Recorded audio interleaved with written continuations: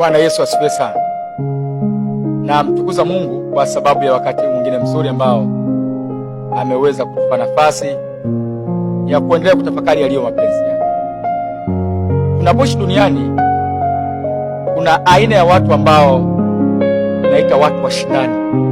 Ni vizuri kuwajua watu hao ili kupata hekima ya jinsi ya kuishi nao na namna ya kuwasaidia. Watu hawa hutafuta kushindana wakati wote, yaani ndani mwao kuna hali ya kushindana katika mema, katika mabaya. Katika mabaya ni watu ambao wanaweza kulipa kisasi, na kwa sababu wana hali ya ushindani hutafuta kuweka alama kwenye kila kitu anachofanyiwa. Hawakubali kushindwa, na wao mara zote ni watu wanaotaka kushinda watu wengine, na wakati mwingine ni watu wanaopenda kushindana kwenye kuvaa, kwenye kula. Kama ni gari nzuri ndio yeye anayo, kama ni elimu yeye ndo anayo, yeye ndo ana mume mzuri, ana mke mzuri, ana watoto wazuri. Ndani mwao wanapenda kushindana, kuonekana nani zaidi, nani mbabe.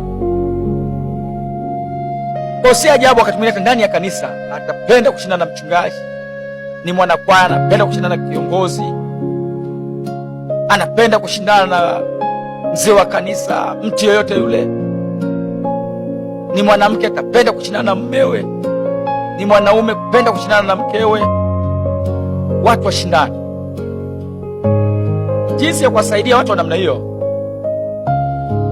wakumbushe wajibu wa Mkristo ni kuwakamilisha wengine hata kama wana mapungufu. Asione kwamba vile ambavyo amekuwa akiwashinda wengine kwamba ana kitu cha ziada zaidi na kuwadharau wengine. Aone kwamba sisi kama mwili wa Kristo tuna wajibu wa kuwakamilisha wengine.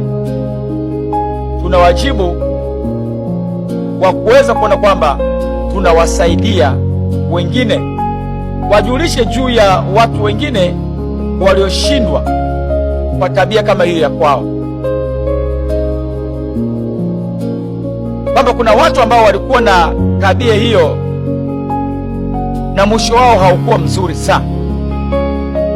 Wajulishe kwamba kutunza alama au kumbukumbu kutawafikisha katika maisha yenye huzuni. Kwa kukadiri inavyowezekana, mtu wa namna hiyo anahitaji msaada, anahitaji kufundishwa tabia ya Kristo, kwamba Yesu ni mnyenyekevu,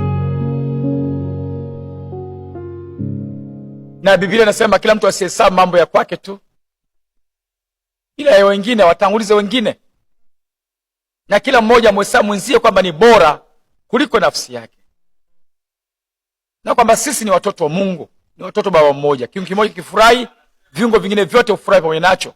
Kiungo kimoja kiumia, viungo vingine vyote navyo huumia pamoja navyo. Tukiwasaidia huwa wanabadilika. Tuwasaidie kwa kuombea, kuwashauri na kwa neno la Mungu. Na kama wewe ni aina hii ya mtu, basi Mungu akupe kubadilika, kwa sababu maisha yetu, Biblia inasema tusifanye neno lolote lile kwa manunguniko au kwa kushindana. Mungu akubariki sana. Amen.